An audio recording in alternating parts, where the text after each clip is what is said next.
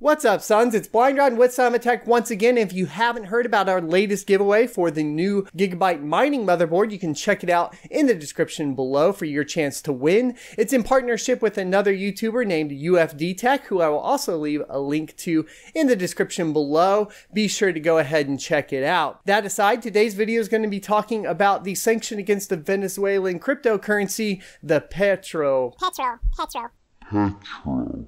El Petro. There you go. Let's get into it.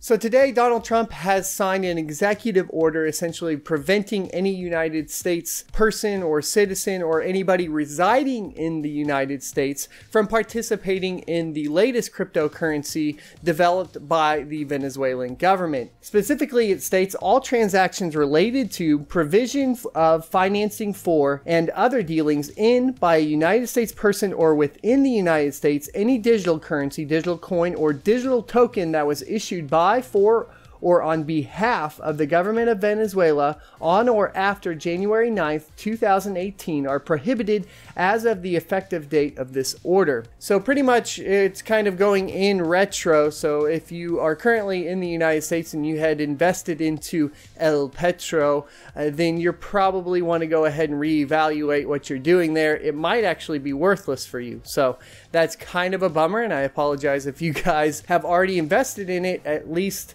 on or after January 9th, because that's kind of a big deal, especially if you have any significant amount of coin in there. But what is the Petro? The Petro is a new digital cryptocurrency that's adopted by the government of Venezuela. It's going to be on the NEM token system at first while they develop their own blockchain, which we'll have to see how that goes, and they'll be moved over to there. Earlier reports said it was going to be on the Ethereum blockchain with the ECR token, and that kind of got shifted. So already the white paper's been kind of unstable, like the government itself. Partly this is expected because earlier the United States had already sanctioned against the Venezuelan currency, the previous currency, and what happened there is it made it really difficult for the Venezuelan government to go ahead and transfer their funds in and out of international financial institutions. In this particular case, of course, the reason it's big news for us is because we're part of cryptocurrency and it's something we believe in. However, I wouldn't have really recommended investing in the Petro from the get-go, because you have to realize that as somebody that's passionate about cryptocurrency in general, I'm not big on having a government control the currency. Now, some of the things that were interesting about the currency itself is that every single coin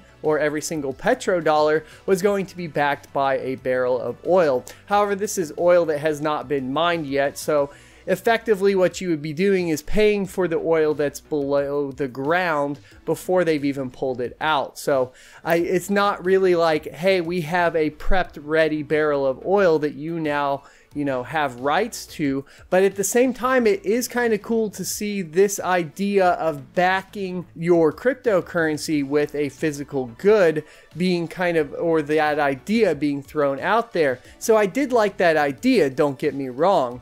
But of course, I was very, very apprehensive to it because I did realize that there were other sanctions and other things going on prior to the announcement of this coin between the United States government and Venezuela themselves. Now, the accusation is to get around the previous sanctions that the president of Venezuela, Nicolas Maduro, created this intentionally to kind of get around the sanctions by the US. So already it was kind of shady from that perspective, and we're just going to have to see where it goes. The problem is this follows up a whole bunch of bad news and FUD being thrown at cryptocurrency in general.